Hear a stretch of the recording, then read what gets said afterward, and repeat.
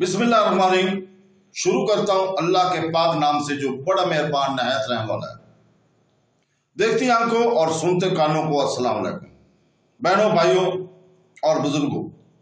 آج ہم اس اسلامی خلافت اور ان کے خلفاء کی معلوماتی ویڈیوز میں ہم جنگ طرابلس کے بعد صلیبیوں کے ہتھیار ڈالنے کو بیان کر رہے ہیں، جو کہ صلیبی جنگوں کا ایک اہم موڑ ہے۔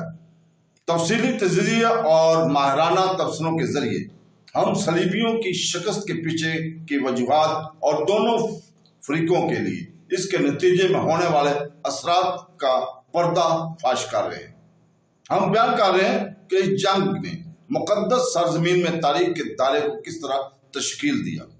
جنگ کے بعد قیدیوں میں مسٹر گائے، اس کے بھائی املوک دوم، رینالڈ ڈی، ولیم پنجم آف مونٹرفارٹ، جبرالٹ ڈی، رائٹ فورڈ، ٹورن کے ہمفری، چہارم، جیالا کے ببو، ہوٹرن کے پلیون، گلیٹ کے ببو اور بادشاہ کے دیگر پیٹریانس شامل تھے۔ تو دوستو، اس کے بعد صلاح الدین کے خیمے میں ان کو لایا گیا۔ صلاح الدین نے مسٹر گائے کو پانی کی پیشکش کی، جو کہ مسلم سخاوت میں اس بات کی علامت تھی کہ قیدی کو چھوڑ دیا جائے گا، لیکن مسٹر گائے کو اس کا علم نہیں تھا۔ مسٹر گائے نے پیالہ ریمبرنڈ کے رینالڈ کے پاس دیا، لیکن صلاح الدین نے اسے اپنے ہاتھ سے مارا اور کہا، میں نے اسے اس بدکار آدمی کو پینے کے لیے نہیں کیا تھا اور ایسا کر کے اپنی جان نہیں بچائے گا۔ اس کے بعد اس نے رینالڈ پر جنگ بندی توڑنے کا الزام لگایا۔ کچھ رپورٹس جیسا کہ بہاد الدین دعویٰ کرتے ہیں کہ پھر خود صلاح الدین نے رینالڈ کو اپنی تلوار کے ایک وار سے قتل کر دیا۔ دوسروں نے ریکارڈ کیا ہے کہ صلاح الدین نے رینالڈ کو اپنے محافظوں کو اس کا سر قلم کرنے کی علامت کے طور پر مارا تھا۔ مسٹر گائے نے سمجھا کہ اس کا بھی سر قلم کر دیا جائے گا، لیکن صلاح الدین نے اسے یقین دلایا کہ بادشاہوں کو نہیں مارتے۔ صلیبی جنگ کے بعد ہونے والے نقصانات سچی صلیب کو قیاس کے طور پر ایک لانس پر الٹا لگا کر دمشق بھیجا گیا تھا۔ اس گائے نے مسٹر گائے کو ایک قیدی کے طور پر لوسگن صلیبی بادشاہ دمشق لے جایا گیا اور اسے 1188 میں رہا کر دیا گیا، جبکہ دوسرے معزز اسیروں کو آخرکار تاوان دے دیا گیا۔ شیٹلین کے رینالڈ کو پھانسی دینے کے بعد صلاح الدین نے حکم دیا کہ دوسرے قیدی بیرنرز کو بچایا جائے اور ان کے ساتھ انسانی سلوک کیا جائے۔ ٹیمپلرز اور ہاسپٹلز ٹائلٹس کے تمام 200 قیدیوں کو صلاح الدین کے حکم پر پھانسی دی گئی تھی، سوائے ہیکل کے گرینڈ ماسٹر کے پھانسی سر کٹی تھی۔ سینٹ نکولائنس ایک نائٹ ساسپر، جسے بعد میں رومن کیتھولک شہید کے طور پر پکارا گیا، کہا جاتا ہے کہ وہ متاثرین میں سے ایک تھے۔ صلاح الدین کے سیکرٹری اماد الدین نے لکھا ہے اس کا۔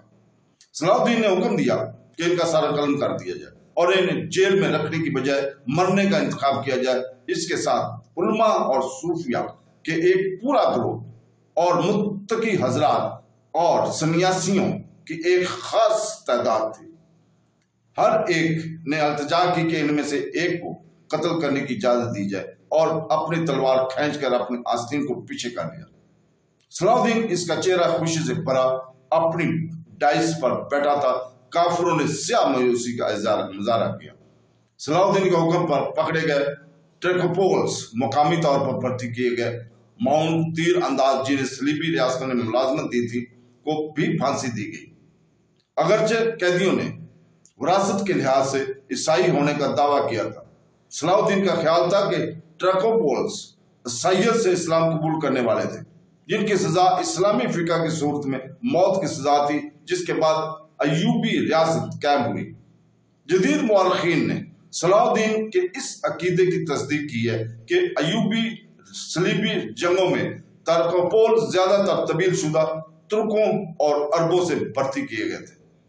باقی پکڑے گئے شورویروں نے سپاہیوں کو غلامی میں فروخت کر دیا گیا اور ایک مبینہ طور پر کچھ سینڈر کے بدلے دمشق میں خریدا گیا.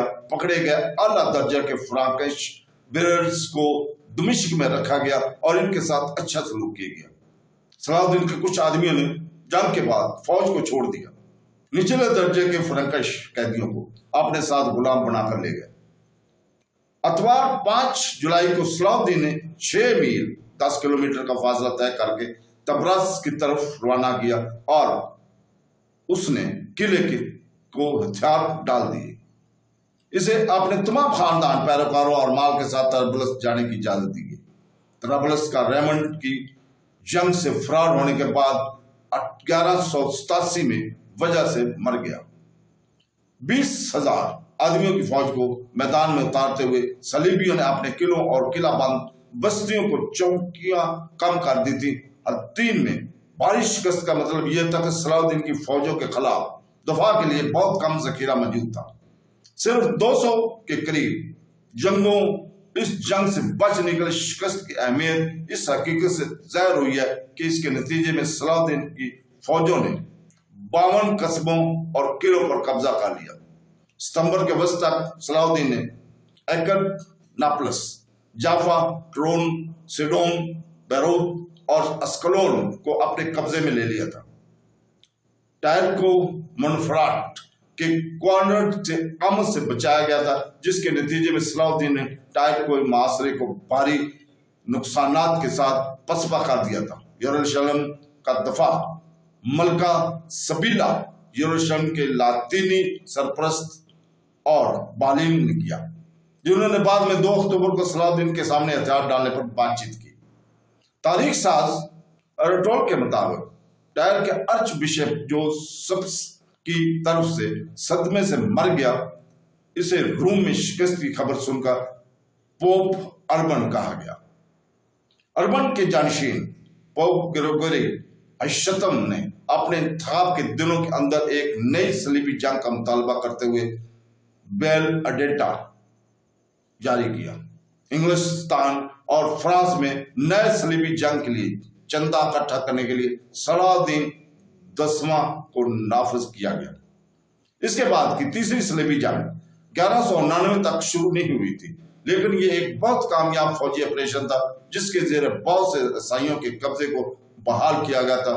بہرحال مقدس سرزمین کے علاقوں پر عیسائیوں کا کنٹرول 1244 کی لافوری کی لڑائی تک برٹین کی جنگ کے 97 سال بعد کافی دہائیوں تک کمزور رہا، جس نے اوٹریس میں صلیبی فوجی طاقت کے آخری خاتمے کا نشان لگایا. تو دوستو، بہنوں، بھائیوں اور بزرگوں، ہم کل 35ویں خلیفہ ابو نصر محمد بن ناصر کی سوانح یاد کو بیان کر رہے ہیں. تو دوستو، کل تک کے لیے اجازت. اللہ حافظ.